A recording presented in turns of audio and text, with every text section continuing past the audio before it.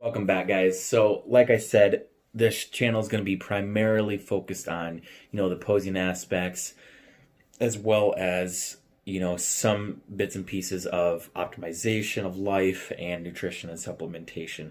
But for now, today we're going to be focusing on the 5 things that people are not doing to improve their posing. So, let's get started.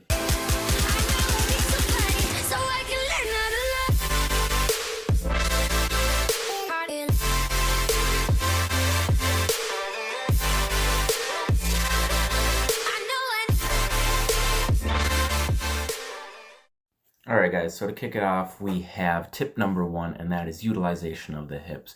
So the reason this is important is because no matter which division you are in, and most of the poses that you are doing, whether they are front poses, side poses, rotational poses, or even stagger poses, you are most likely going to be utilizing your hips. So as we can see here with 6-time Mr. Olympia, Dorian Yates, a freaking monster in his era, he kicks his hips back. You can see that sartorius popping out up to his hip.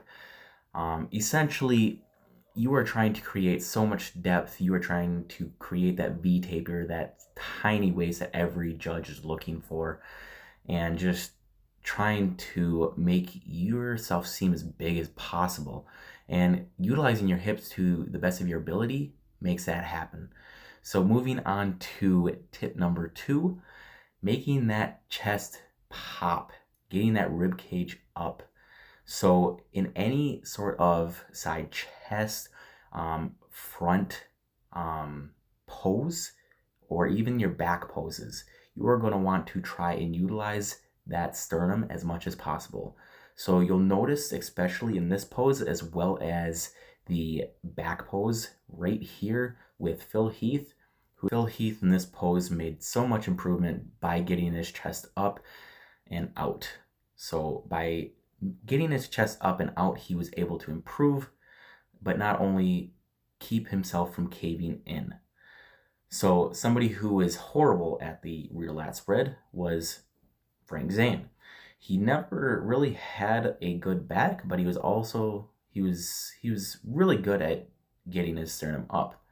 So a lot of times I'll recommend that my clients do vacuums, which is something that he was spectacular at.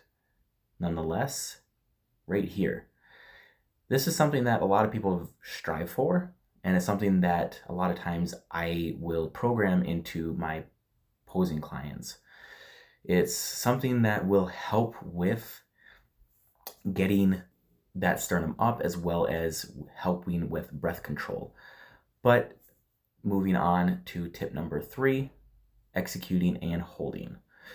So we have right here is the 2019 first callouts of the Mr. Olympia. So we have Brandon Hendrickson, Raymond Edmonds, Andre Ferguson, Ryan Terry, Carlos de Oliveira, and Kyron Holden. So I'm not sure who is on the far right, but to the left of him is Andre Ferguson, and to the left of Andre Ferguson is Brandon Hendrickson. So Brandon Hendrickson does a phenomenal job of standing still. Andre Ferguson, on the other hand, moves a lot, and the guy to the right of him on the far right continuously moves his hand. Raymond Edmonds, who is a current Mr. Olympia, actually keeps, him and Andre Ferguson continuously keep on resetting, and the guy to the far right, like I said, continuously keeps on moving his hand. We want to act like Brandon Hendrickson and execute and hold our poses. So no unnecessary movement, and wait until the judges give the order to move to the next pose. That's how it should be done. So next tip, more trunk rotation. So this is a good example of good trunk rotation, I feel, because not only is this a beautiful pose, but Flex Wheeler executed this perfectly. If he wouldn't have turned so much, it would have completely disregarded the essence of the pose. A lot of times this is underdone in men's physique poses because the guys either lean back too much or they don't turn their chest too much. This can also be executed poorly in side chest poses or even just relaxed poses. So getting that chest to turn more will really help you in doing any of your poses. The last tip is head and hands. So making sure that you know, I also call this the look, but a lot of people don't know what the fuck to do with their hands, right? So figuring out what to do with your hands as well as what to do with your head will help you give a lot of gracefulness to your poses, but also figuring out what to do with your head will help give a lot of motion to your poses.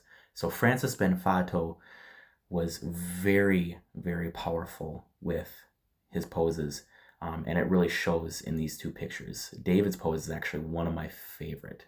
So thank you guys, and stay tuned for more.